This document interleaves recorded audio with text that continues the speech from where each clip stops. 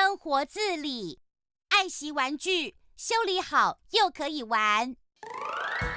我的车子跑得最快，我的也是。糟糕！坏掉了，我去玩别的。我的车子轮子掉了，怎么办？对了，我可以请彩虹姐姐帮忙修理。彩虹姐姐，怎么啦？我的车子坏掉了，有一个轮子掉下来了，你可以帮我修理吗？好啊，没问题。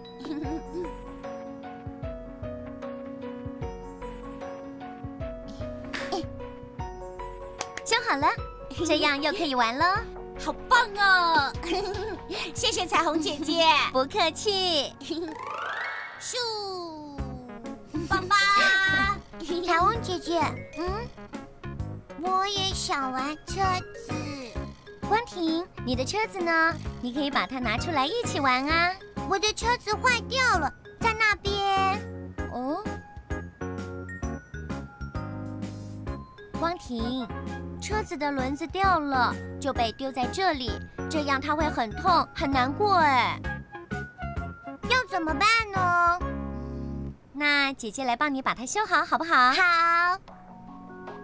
光婷，我们要爱惜玩具，车子修理好又可以玩喽。好。修好了，你又可以跟巧虎玩车子喽。谢谢彩虹姐姐。